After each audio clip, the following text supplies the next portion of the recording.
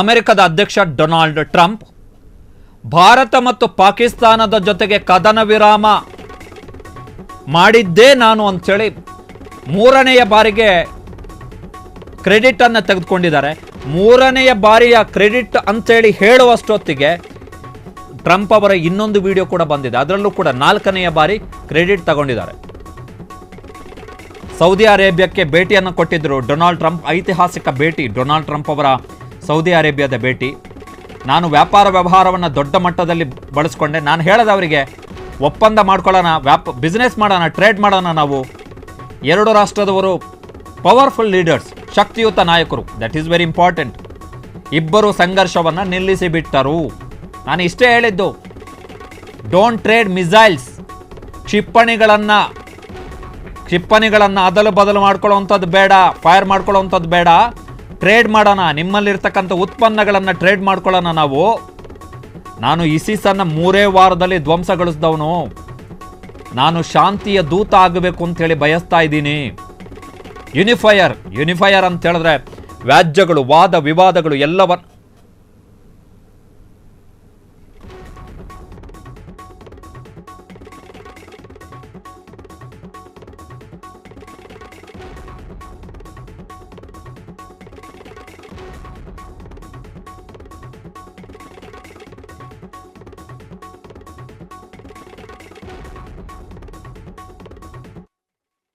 Donald Trump ಅವರು ಕೊಟ್ಟಿರುವಂತಹ statement 3ನೆಯ ಬಾರಿಗೆ. ಇದ್ರ ಜೊತೆಗೆ ಇವತ್ತು ಮತ್ತೆ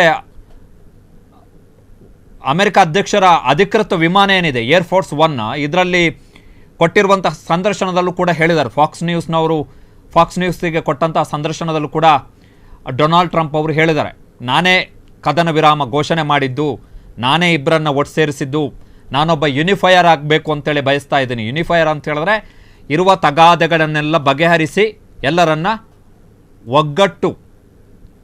ಒಟ್ಟಿಗೆ ಶಾಂತಿ ಸಂಧಾನದ ಮೂಲಕ. ಸೊ ಇದು ನಿನ್ನೆ ಡೊನಾಲ್ಡ್ ಟ್ರಂಪ್ ಅವರು ಕೊಟ್ಟಂತಹ statement. My administration successfully brokered a historic ceasefire to stop the escalating violence between India and Pakistan. And I used trade to a large extent to do it. I said, fellas, come on, let's make a deal. Let's do some trading. Let's not trade nuclear missiles. Let's trade the things that you make so beautifully.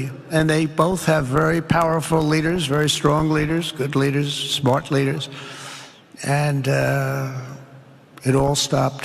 Hopefully it'll remain that way, but it all stopped. I was very proud of Marco Rubio and all of the people that worked so hard. Marco, stand up. What a great job you did on that. Thank you, J.D. Vance, Marco. The whole group worked with you, but it was a great job. And I think they're actually getting along. Maybe we can even get them together a little bit, Marco, where they go out and have a nice dinner together. Wouldn't that be nice?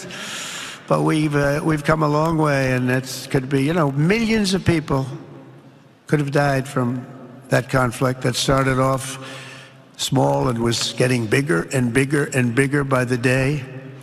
Just days ago, my administration successfully brokered a historic ceasefire to stop the escalating violence between India and Pakistan. And I used trade to a large extent to do it. I said, fellas, come on, let's make a deal. Let's do some trading. Let's not trade nuclear. And I did a good job. Marco did a good job in potential nuclear war. And two countries, they have very good leaders, people I know very well. And it was a very important process. We got involved with India and Pakistan. You got involved early. Can you give us a little insight what happened behind the scenes? How were you able? Well, I didn't like what was happening, and you hear, they're two very strongly nuclear countries, very, very powerful amount of nuclear too, serious stuff. And if that ever started, boy, that's the beginning of something that could be really bad. Even a minimal, you could have millions of people killed. And with one shot, 2 shots. And I just thought it was something we could get involved in. And I did a good job. Marco did a good job. And JD did a good job. We sort of were a team. And we, I think, convinced them to let's have peace and let's go and make trade deals. If we can make trade deals, we like that much better than nuclear weapons.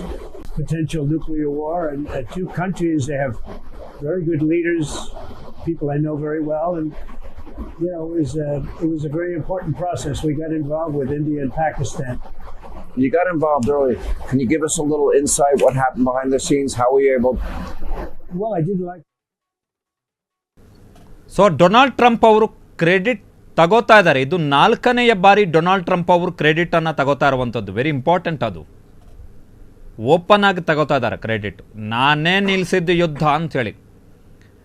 ಲಕ್ಷಾಂತರ ಮಂದಿ ಸಾಯ್ತಾ ಇದ್ರು. ಸಣ್ಣ ಪ್ರಮಾಣದಲ್ಲಿ ಆಗ್ತಾ ಇದ್ದಿದ್ದು ದೊಡ್ಡ ಪ್ರಮಾಣದಲ್ಲಿ ಆಗುವಂತಹ ಲಕ್ಷಣಕ್ಕೆ ಬಂದಿತ್ತು ಯುದ್ಧ. ಹೀಗಾಗಿ ನಾನು ಮಧ್ಯಪ್ರವೇಶ ಮಾಡಿದೆ. JD ವ್ಯಾನ್ಸ್ ಅಮೆರಿಕದ ಉಪಾಧ್ಯಕ್ಷರು ಮತ್ತು ಮಾರ್ಕೋ ರುಬಿಯೋ ಅಮೆರಿಕದ ವಿದೇಶಾಂಗ ಕಾರ್ಯದರ್ಶಿ ಮತ್ತು ರಾಷ್ಟ್ರೀಯ ಭದ್ರತಾ ಸಲಹೆಗಾರರು. ಸೊ ಇಬ್ಬರು ಕೂಡ ತುಂಬ ಒಳ್ಳೆ ಕೆಲಸ ಮಾಡಿದ್ದಾರೆ. ಡಿನ್ನರಿಗೆ ಕರ್ಕೊಂಡು ಹೋಗಬೇಕು ಅಂತ ಹೇಳಿದ್ದಾರೆ ಡೊನಾಲ್ಡ್ ಟ್ರಂಪ್ ಅವರು ಸೌದಿ ಅರೇಬಿಯಾದಲ್ಲಿ ಕೊಟ್ಟಂತಹ ಸ್ಟೇಟ್ಮೆಂಟ್ನಲ್ಲಿ. ವಿಶೇಷ ಏನು ಅಂತ ಹೇಳಿದ್ರೆ, ಸೌದಿ ಅರೇಬಿಯಾ ಮತ್ತು ಇಸ್ರೇಲ್ನ ಜೊತೆಗೂ ಕೂಡ ಡೊನಾಲ್ಡ್ ಟ್ರಂಪ್ ಅವರು ಸಂಧಾನದ ಪ್ರಯತ್ನಗಳನ್ನು ಮಾಡ್ತಾ ಇದ್ದಾರೆ.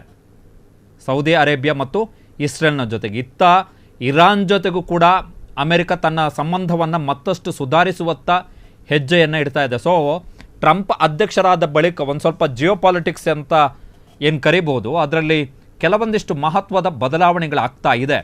ಬಟ್ ನಮಗೆ ಮುಜುಗರ, ಮೋದಿ ಸರ್ಕಾರಕ್ಕೆ ಇದೊಂದು ರೀತಿ ಮುಜುಗರ. ಇದು ಡೊನಾಲ್ಡ್ ಟ್ರಂಪ್ ಹೋದಲ್ಲಿ ಬಂದಲ್ಲಿ ನಾನೇ ಮಾಡಿದ್ದು ಅಂತ ಹೇಳಿದ್ರೆ ಅದು ಸಹಜವಾಗಿ ಸರ್ಕಾರಕ್ಕೆ ಮುಜುಗರ.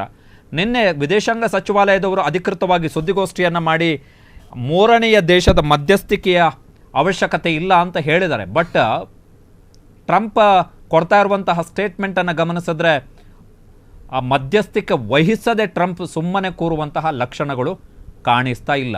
ಇನ್ನು ಟ್ರೇಡ್ನ ವಿಚಾರಕ್ಕೆ ಬಂದರೆ, ಪಾಕಿಸ್ತಾನದ ಜೊತೆಗೂ ಕೂಡ ಅಮೆರಿಕ ಟ್ರೇಡ್ ಡಿಫಿಸಿಟನ್ನು ಹೊಂದಿದೆ. ಅಂದರೆ ಪಾಕಿಸ್ತಾನಕ್ಕೆ ಅಮೆರಿಕದಿಂದ ಹೋಗ್ತಾ ಇರುವಂತಹ ವಸ್ತುಗಳ ಪ್ರಮಾಣ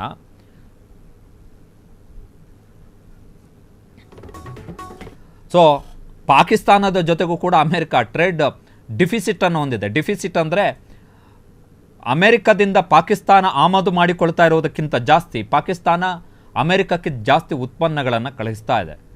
ಬಟ್ ಕಂಪ್ಯಾರಿಟಿವ್ಲಿ ಅಮೆರಿಕ ಮತ್ತು ಭಾರತದ ನಡುವಿನ ವ್ಯಾಪಾರ ವಹಿವಾಟಿನ ಅಂಕಿಅಂಶವನ್ನು ಗಮನಿಸಿದ್ರೆ ಪಾಕಿಸ್ತಾನ ಲೆಕ್ಕಕ್ಕೂ ಇಲ್ಲ. ಅದು ಯಾಕೆ ನೋಡಿ, ಅವರು ಸ್ಟೇಟ್ಮೆಂಟ್ ಮೊನ್ನೆಯಿಂದ ನೀವು ಗಮನಿಸ್ತಾ ಇರುವಂಥದ್ದು ಏನು ಅಂತ ಹೇಳಿದ್ರೆ, ಟ್ರಂಪ್ ಇಬ್ಬರು ಕೂಡ ಪವರ್ಫುಲ್ ಲೀಡರ್ಸ್ ಅಂತ ಹೇಳಿದ್ದಾರೆ. ಅಂದರೆ ಶಹಜಾದ್ ಶರೀಫ್ ಮತ್ತು ನರೇಂದ್ರ ಮೋದಿ ಇಬ್ಬರು ಕೂಡ ಬಲಿಷ್ಠ ನಾಯಕರು. ಇಬ್ಬರನ್ನ ಸಮಾನ ತೂಕದಲ್ಲಿ ಇಟ್ಟು ತೂಗ್ತಾ ಇದ್ದಾರೆ ಇಬ್ಬರನ್ನು. This is the dangerous trend. ಭಾರತದ ಮಟ್ಟಿಗೆ ಸ್ವಲ್ಪ ಅಪಾಯಕಾರಿಯಾಗಿ ಪರಿಣಮಿಸಬಹುದು ದೀರ್ಘಕಾಲಕ್ಕೆ. ಕ್ಷಣ ಕ್ಷಣದ ಸುದ್ದಿಗಳಿಗಾಗಿ ಫ್ರೀಡಂ ಟಿವಿ ಸಬ್ಸ್ಕ್ರೈಬ್ ಮಾಡಿ, ಲೈಕ್ ಮಾಡಿ ಹಾಗೂ ಫಾಲೋ ಮಾಡಿ. ಹೊಸ ಸುದ್ದಿಗಳ ನೋಟಿಫಿಕೇಶನ್ಗಾಗಿ ಬೆಲ್ ಐಕಾನ್ ಮೇಲೆ ಕ್ಲಿಕ್ ಮಾಡಿ.